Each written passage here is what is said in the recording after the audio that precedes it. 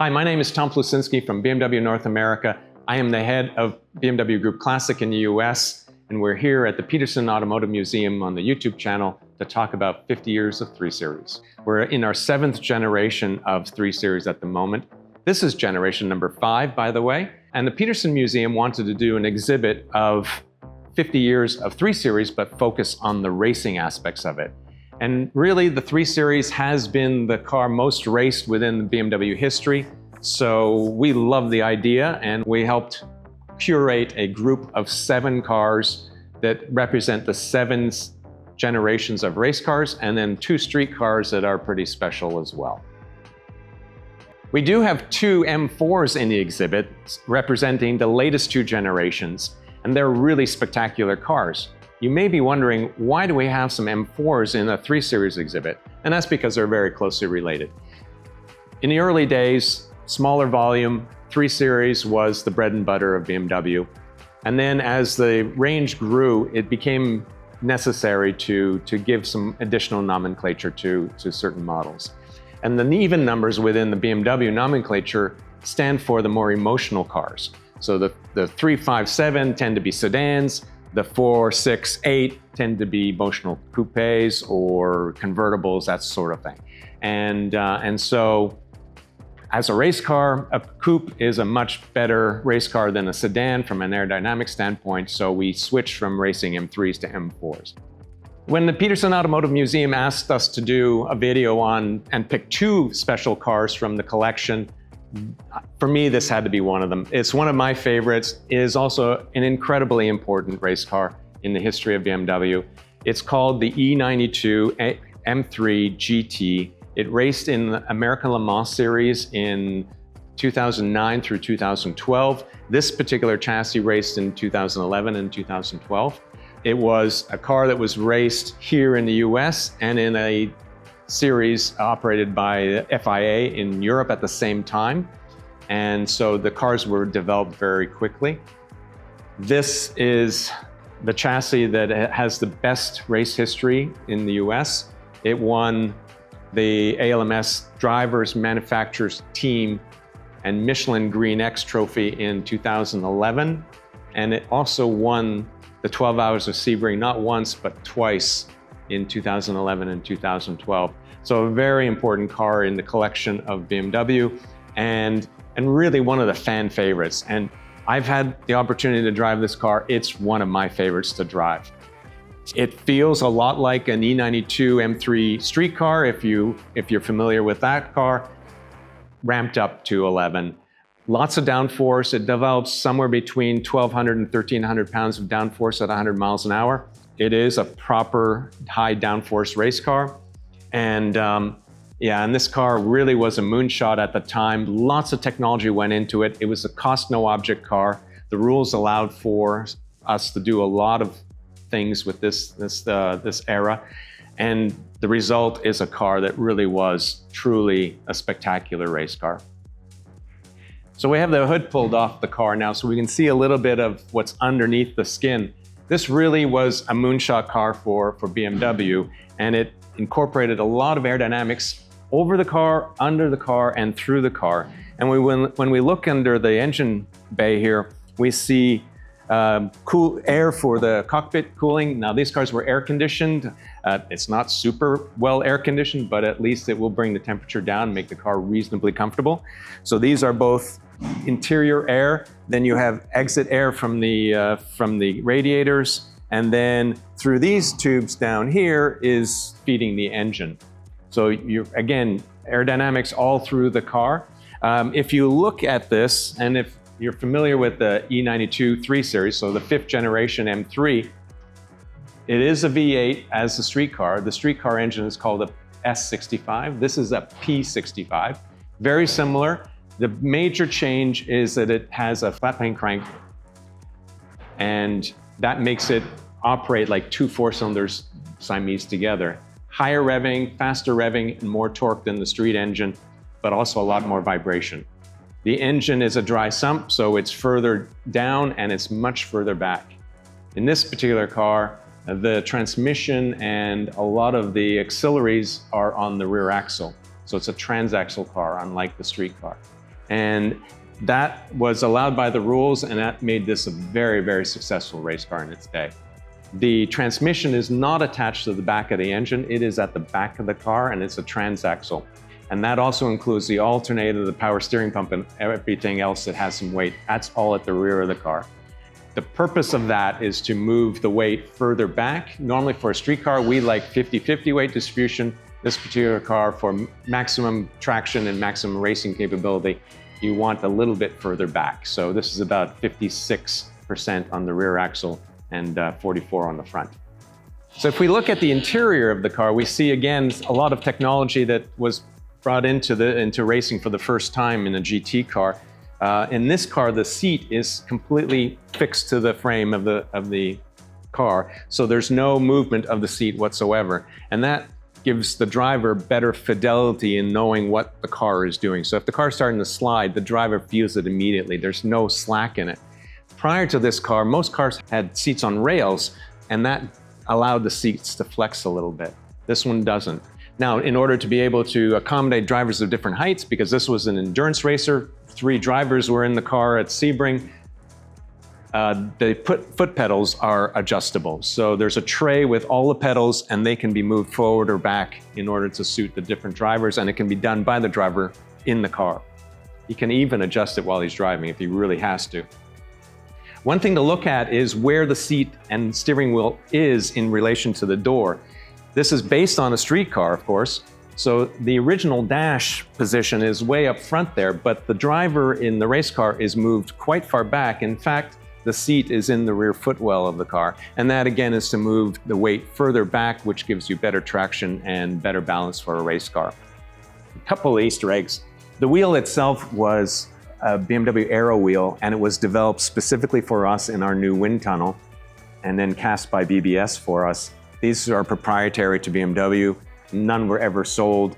If I ever damage one, it has to be destroyed so that other people won't get it. But it gave us about 2 miles per hour higher top speed at some tracks. So it was beneficial. We only used it for the long straight races like Road America, Road Atlanta, and Sebring, but kind of special. Some people love it. Some people call it the Cuisinart wheel, and some people absolutely detest the look of it, but that's okay. It's very functional. And then the wheel hub, prior to this generation, had hexagonal nuts on there, and this was a contribution from Rahal, Letterman, Lanigan, and their IndyCar experience. They converted the hubs to IndyCar style hubs, which are much easier to remove and insert quickly in a race. So that cut down on our pit stop time. And today everyone uses them. But at the time that was pretty unique. So we have a little interesting thing here. That actually was, originally we wanted the bottom of the car to be here. And in conversations with the FIA, when we were certifying the car or homologating the car, they didn't believe that that was within the rules.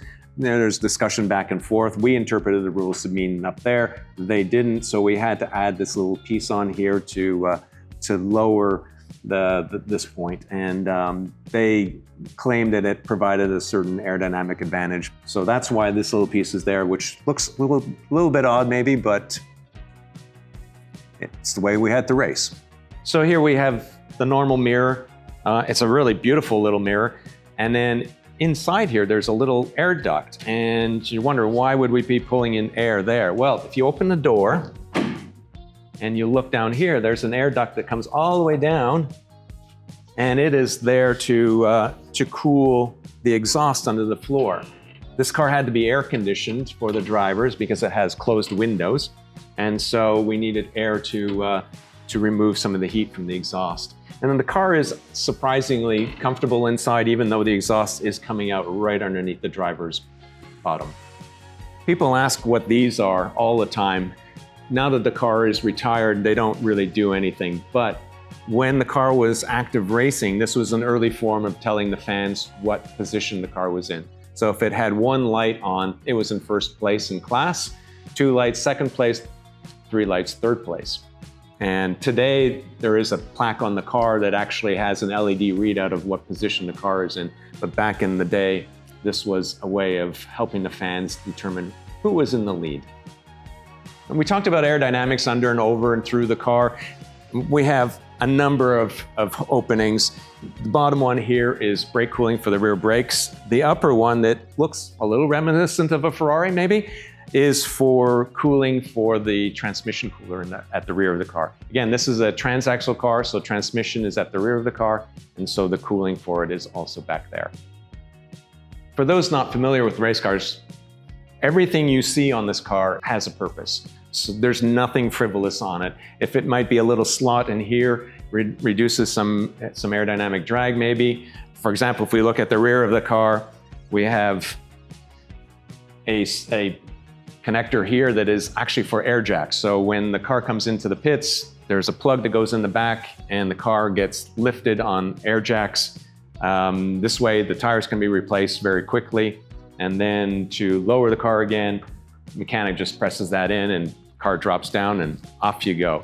So everything you see on it has it. Here's a data plug for downloading data from the car when it's in the pits. And below that is a port to put an auxiliary battery on the car. Doesn't have a very big battery on the car because you don't want weight. So the battery that's in it is enough to run the car and maybe give the car 2 starts. So if you were starting it more than that, you need to put an extra battery on the back. You see the rear wing, very solid. There's no flex on this thing. It's bolted to the chassis. Again, the car generates about 1,200 pounds of downforce at 160 miles per hour. So 100 miles per hour. And so it needs to be really solid. One question that comes up is how much of this really is from the street car and how much is purpose-built race car. And in this car, I mean, it does look like the street car, but there are a lot of parts that are carryover from street. The carbon fiber roof panel that is on the street car is the one that's on this car. The doors are carbon fiber. The shell itself, this is steel. This is part of the street car frame. And from probably rear wheels all the way up to here is the street car body shell. The roll cage is put in by BMW, and it's in addition to what the street car would have. Forward of that and rear of that would be pure race car. But things like the headlights, the tail lights, all those come from the street car. We try to build as much in from the street car to the race car to build the connection for our customers.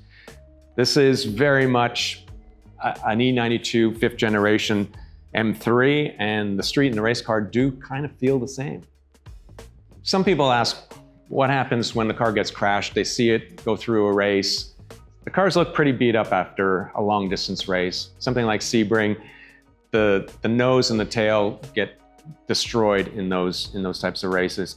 But race cars are built for it. The nose on this car is easily replaceable, and it would be replaced after something like Sebring or Road America, one of the longer distance races. But a race car is usually good in this level of racing for about 2 seasons. After that, the chassis has enough flex in it that the car will be maybe 1/10 of a second slower a lap. In that case, you have to build 2 new chassis. So these cars ran for 4 years, and we built 4 chassis, 2 for the first 2 years and 2 for the second 2 years.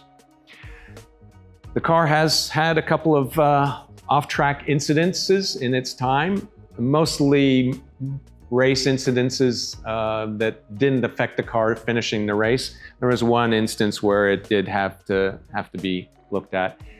In racing terms, the term is it's been tubbed. And if the tub is damaged, which means the safety structure of the car, when that's damaged, then the car is either scrapped or sometimes they can be rebuilt.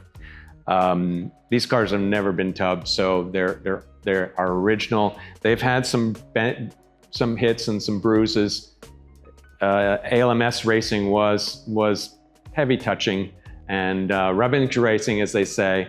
And I remember this car after Long Beach Grand Prix, which is a street circuit with cement walls all around. Every fender was scraped away at all 4 corners after Joey Hand finished that race. He won it, but after that it needed all 4 fenders. But they're carbon fiber, they're easily removed, so it's not a big deal. You may have noticed the car has a passenger seat in it. It didn't have a passenger seat when it raced. That's been put in afterwards. This is a good piece of BMW history, and we love to take people for rides in these things. So we have a passenger seat, and there are many people who have had a chance to go for a ride with Bill Oberlin or myself and experience what an E92 M3 GT is like at speed. It's a fantastic car and a lot of fun, so I know every pun that's gotten out of the car afterwards has had a big smile on their face. If we look inside the back here, behind the driver's seat, you'll notice there's a bulkhead there, and you'll see it in the exhibit. And that's really so that we don't have to air condition the entire interior of the car. We only have to air condition from the driver's seat forward. So that makes the air conditioning can be smaller, and that way lighter and therefore faster. And on the side here, we see the fuel filler. These cars are configured so we can switch it from side to side, because some tracks we run at have it on the right side and some have it on the left side. So we have to be able to switch everything over. And so this car is configured as it raced at Sebring, so it's on the right-hand side. It's a quick filler, so it's not like you would see on your street car. The fueling guy comes in with a big handle. He goes on it, pushes on it, and it will fill the 120-liter tank in about 20 seconds. For me, it's truly an honor to be able to curate, to preserve these cars within BMW's history for the future generations. BMW North America is very good at keeping cars that matter to the history of the company, and this is truly one of them. So for me, it's wonderful to be able to talk about it. I was the PR person in the pits when this raced originally, so I know the car from the time it raced. I got to learn the car after it was raced, how to operate it, how to drive it, and for me, it's absolutely one of my favorites. The E92 M3 is one of my favorite cars anyway, but this car is truly special. And it's great to be able to give people rides in it and be able to see the smiles on their faces when they get out of the car. It's quite a ride. Thank you for spending some time with me to go through my favorite car. It's going to be here at the Peterson Automotive Museum. Come and see it and see some of the other great cars we brought for you. And we'll see you on another video soon.